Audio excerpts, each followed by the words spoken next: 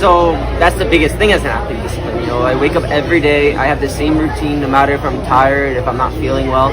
Every day I do the same training. I don't take any days off. I have a goal, and it takes a lot of sacrifice for that goal. And you have to accept that sacrifice to achieve what you want in life. So once you accept that you have to sacrifice, then you have a different perspective of life. And I have to be grateful that I'm able to sacrifice. Some people don't have this opportunity I have, so I'm blessed for the opportunities I have, and I'm grateful for them. And I'm training so hard right now. I'm so excited for my fight. All right, shalom, shalom. First and foremost, before I get started, as always, I want to give all praises, honor, and glory unto Yahweh B'Shem Yahushai, Warakha Kwadash, which Yahweh, that's the Heavenly Father's true name. Yahweh Shai, that's whom the world ignorantly calls Jesus Christ, that's his true name. And Rakha Kwadash, that is the Holy Spirit. And I also want to give double honors to the apostles and the elders of Great Millstone who rule and teach well in the scriptures. And salutations to all the brothers out there who are pushing this word in all truth and in all sincerity. And that was a short video clip that we saw of this professional jiu-jitsu competitor. All right. And I was doing a little research on him after I saw this video clip. And he's been training since he was about 5 years old. Okay. And he's in his mid to late 20s now. I forgot exactly how old he is. And so basically he's been training for 20 years plus. All right. And, as we heard in that video clip, he was going into how, basically as a, athlete, as a professional athlete, he has the same routine every day, whether he's, feeling ill, tired, or not. He's got to do the same routine every single day, which that's what you would call discipline, okay, which we'll get into that word in a moment, okay. And with that being said, he said that he has what? Goals in mind, okay, and this is why he, has his routine, okay, which, with having, those goals in mind, he has to do what now? Sacrifice, okay? And in order to get to that goal, he said you have to sacrifice, all right? And he made a statement saying, but look, once you pretty much accept that you have to sacrifice in order, in order to get to that set goal, your perspective on life changes, all right? And then he made a heavy statement saying that he's grateful for, for these opportunities. He's grateful that he's able to sacrifice, all right? Because he made a point saying that not everybody has the opportunities that he has, okay? You see? And I say, I played that clip and that video clip, and I made these statements to say all this. We we that are in this truth have to have that same mindset, okay? He's, doing this, so he can become a jiu-jitsu champion, okay? He can have all, the belts, all right? The titles, okay? He can have fame in this world, right? As what did the scriptures say? They do it for what? A corruptible crown?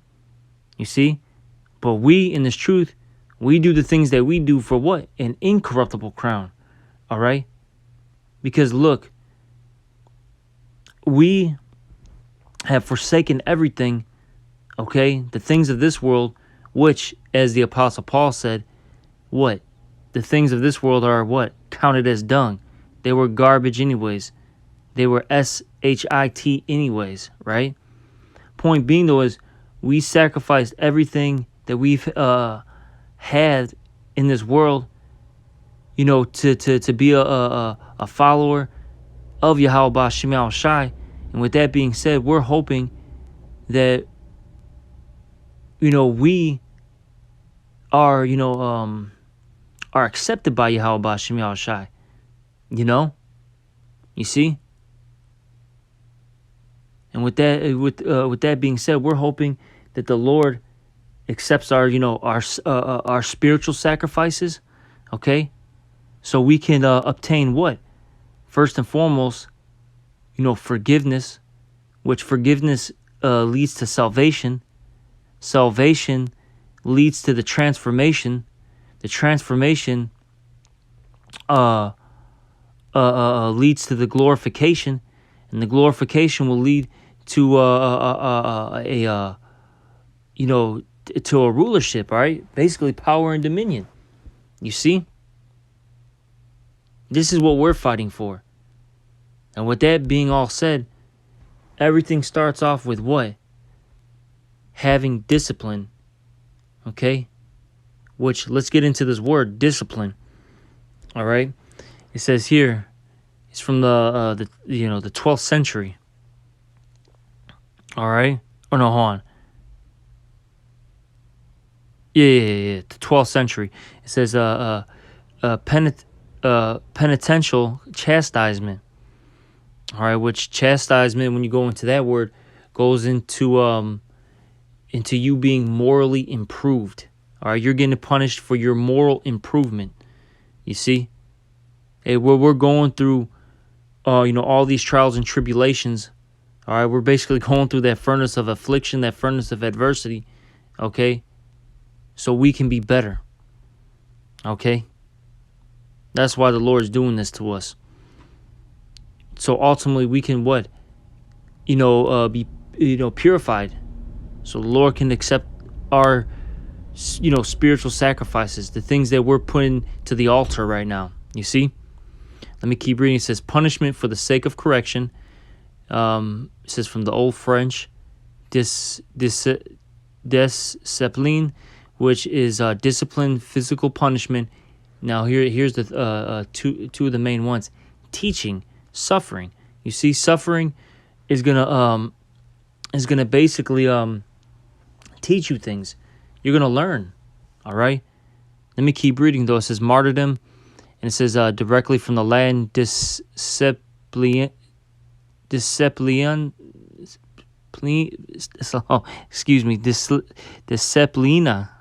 Excuse me. Instructions given, teachings, learning, knowledge. You see, object of instruction, knowledge, science, military, discipline. Point being, though, is it goes into that teaching, that learning, that knowledge. So basically, by you suffering, you get what? More wisdom, knowledge, and understanding, which is gonna make you what? A better judge, king, ruler, etc. All right. And it says here, pupil, student, follower. Okay, and we're hoping that we are, those true disciples. Okay. Which a disciple is basically a pupil, a student, a follower. All right, we're hoping that we're the true followers of Yahweh B'Shem Yahushai. Okay, now let me get this Wisdom of Solomon 6. We'll start at 9, and basically these verses that I'm about to read, they pretty much line up with what that young man was saying, okay? And that's why I'm going to read a chunk of this, and I'm going to also get a few other scriptures, but the main scriptures that we'll be getting and that we'll be talking about today will be wisdom. It will be in Wisdom of Solomon, the 6th chapter, okay? But this is what it says here in Wisdom of Solomon 6, and we'll start at 9. Unto you, therefore, O kings, which we're hoping to be, the next rulers, the next kings, okay, in this new world to come, the new age, okay, which that will be the age of the Israelites, okay, because we will be the next rulers at some point. Now it says here, unto you, therefore, O kings, do I speak, that ye may learn wisdom and not fall away. For they that keep holiness holy shall be judged holy, okay. And this is why, we want to continue to separate ourselves from this present evil world. We're basically trying to reap, holy,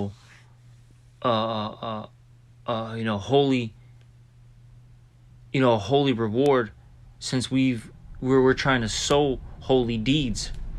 Okay, yeah, you reap what you sow, as the scriptures say, right? And it says here, and they that have learned such things shall find what to answer. Wherefore set your affection upon my words. And what did the scriptures say real quick? In Colossians, the 3rd chapter, in the 2nd verse, it says here, set your affection on things above, not on things on the earth. You see, we're supposed to set our affection on things above. Okay? Yeah, we should be, focusing on the kingdom of Yahweh Shem Shai, the kingdom to come. We should continue to read our scriptures. We should continue to watch, starting with the apostles and elders, watch their videos, all the brothers on down, watch their videos. We should, focus on prophecies, focus on the news, okay? Apply the wisdom that's written in the scriptures. Basically change our life, okay? You see? So we can ultimately get this reward, okay? Which is the kingdom of heaven. See, that's our goal, man. All right, to obtain this. But this is what we must do first before we get this reward. Okay, now let's read this. It says back in Wisdom of Solomon 6:11, wherefore set your affection upon my words, desire them, and ye shall be instructed. So if you desire these things, if you're addicted to these things, you're going to be instructed. Okay, wisdom is glorious and never fadeth away. You see, wisdom is basically, immortal. Our righteousness is immortal. It doesn't go away. You see, the things of this world, they're going to pass away. Because what did the scripture say? The fashion of this world passeth away. And you see all these, jakes out here who are trying to, get that, world, championship, that world title. All right, become an NBA champion. All right. Get the UFC belt, become a boxing champ. A body, win all these, Mr. Olympia, trophies and competitions. That's what Jakes, the 2/3 Jakes, that's what they want. All right, they want the things of this world. See, we don't want that, man, because those things are gonna be destroyed, man. You see. Let's keep reading. It says, wisdom is glorious and never fadeth away. Yea, she is easily seen of them that love her, and found of such as seek her. Okay? She preventeth them that desire her, in making herself first known unto them. Whoso seeketh her early shall have no great travail. You see, we're not going to have, we're not going to have great travail, you see? Because what do the scriptures say? That wisdom and knowledge shall be the stability of thy time. Okay? See, these people, they don't have any answers. So when affliction arises, they fold. They don't know what to do. They have no answers. Wisdom is stronger than physical strength. Remember that. It talks about that in the book of Ecclesiastes. All right? A wise man is more, I'm roughly paraphrasing it, but basically it says something under the lines of a wise man is stronger than seven mighty men, roughly paraphrasing it, It's in the book of Ecclesiastes, you can find it. I forgot how it's exactly worded, But point being, though, is wisdom is more mighty, okay, than that physical strength, you see? But it says here, for he shall find her sitting at his doors, meaning his mind. Okay? To think therefore upon her is perfection of wisdom, and whoso watcheth for her shall quickly be without care. And exactly, once you have this wisdom, knowledge, and understanding, you're quickly without care. You're not tied down to this world. All right? You have true answers. Which, see, the rest of these people, they don't have it. And I'll say this, very soon, if you don't know, the scriptures, you don't know what's contained in the Bible, you don't know the words of Yahweh Shem Shai, you are going to be in the bad case very soon. And it's fast approaching. Okay? But let me keep reading. It says, "For she goeth about seeking such as are worthy of her, showeth herself favorable unto them in the ways, and meeteth them in every thought. For the very true beginning of her is the desire of discipline." You see, in order to obtain wisdom, you have to have what? Discipline. Which discipline is going to cause you to what? Suffer. Okay? It's going to force you to sacrifice. Okay? You see? But these sacrifices are going to allow us to obtain our goal, man. Like I said, what is our goal? Getting, into the kingdom of heaven, basically being a part of that elect number, being the first round draft picks, you see? All right? And we, as, followers and believers of Yahweh Bashim Yahushai, we have to be grateful that we're even given an opportunity, because there's so many Jakes out there that didn't even get an opportunity to come into this truth. The Lord just doesn't like them for whatever reason. You see? But let me read that again. This is Wisdom of Solomon 6 and 17. "For the very true beginning of her is the desire of discipline, and the care of discipline is love, and love is the keeping of her laws." All right? So once you have that discipline, that means you're going to be, applying what's written. You're not going to just be a hearer only, but you're going to be a doer also, as the book of James says, because you're going to follow those laws, man. Okay? And then with that being said, you're going to have a constant battle between what? Your flesh and then the spirit.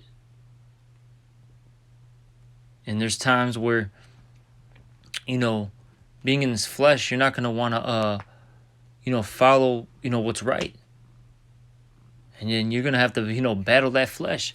And there's times where you're going to win. There's times where you're going to lose. Hey, but if you fall, what do? Pick yourself back up. And you continue to get better, and you continue to improve. All right? But let's keep reading. "And the care of discipline is love." "And love is the keeping of her laws, and the giving heed unto her laws is the assurance of incorruption." So if you follow the laws of Yahweh B'Shem Yahushai, that's going to assure you that that you're not going to be corrupted. Okay, you see. So it's very important that we follow the ways of Yahweh B'Shem Yahushai. Okay, and now let's read this. "And incorruption maketh us near unto the Most High. Therefore, the desire of wisdom bringeth to a kingdom." You see, at the end of the day, all this is going to lead, to the kingdom of Yahweh B'Shem Yahushai. Because look, all the things that we do, which is, I'll say this, it's a labor, all right? Which it's also what? A labor. This is a labor of love, All this labor is going to, bring forth, this kingdom. Because it says here in 4 and 11 that, it's a requirement. That labor is a requirement, all right? This is Hebrews 4 and 11. "Let us labor, therefore, to enter into that rest." See, we got to labor in order for us to get into that rest. No way around it. We must work, all right? It says, "Lest any man fall after the same example of unbelief." So main point, though, is let us labor, therefore, to enter into that rest, all right? Now it says here, verse 21, "If your delight be then in thrones and scepters, O ye kings of the people, honor wisdom, that ye may reign forevermore." See, we got to honor wisdom. We got to follow after wisdom, which ultimately, is Yahweh Shai, because, I'll say this, wisdom is contained in what? The scriptures, this word. And the word is what? Or whom? It's Yahweh Shai. All right? And I'll say this, look, the elect, they're going to follow the Lamb wheresoever he goeth. So the elect is going to follow, the words of Yahweh B'Shem Yahushai. They're going to follow after wisdom. They're going to be obedient. You see? Let me keep reading. As for wisdom, what she is, and how she came up, I will tell you, and will not hide mysteries from you, but will seek her out from the beginning of her nativity, and bring the knowledge of her into light, and will not pass over the truth. Neither will I go with consuming envy, for such a man shall have no fellowship with wisdom. But the multitude of the wise is the welfare of the world. You see, these, men, all right, these wise men that follow after the ways of Yahweh Ba'ashem Yahushai, they're going to put the world in a good estate, because that word welfare means basically, something that's going to be in a good estate. It's going to be flourishing. It's going to be doing well. You see, this whole world is going to be revived, so to speak. All right, so to speak. It's going to be replenished once, first and foremost, Yahweh Shai set up, and then once Yahweh Shai set up, his men, will be put in, their rightful positions, and they're going to get everything in order. You see? Now it says here, and a wise king is the upholding of the people. Receive therefore instructions through my words, and it shall do you good. You see? All right. But that's pretty much it, And I hope this video was edifying. All right. And look, hey, brothers and sisters, we're gonna have to have some goddamn discipline. All right. But that discipline is gonna cause us to suffer. All right. It's gonna cause us to sacrifice. But these things are needed to reach our goal, and we should always be grateful that we actually have an opportunity to reach these, to reach the ultimate goal, which is what? The kingdom of heaven. Because not everybody is even given, these opportunities. All right, you see. So we really gotta. And with that all being said, we can't, neglect this truth, and we can't, neglect our role, our lots. All right. And so, with that, hey, get to work, man. Grind. Keep pushing for Yahweh Ba'ashem Yahushai. Keep fighting for Yahweh Ba'ashem Yahushai. You see? But I'm going to end off this lesson now. And, I'm hoping this was an edifying one. And with that, I'm going to give all praises, honor, and glory unto Yahweh Ba'ashem Yahushai. Also, double honors to the apostles and the elders of Great Millstone, and salutations to all you brothers. Shalom.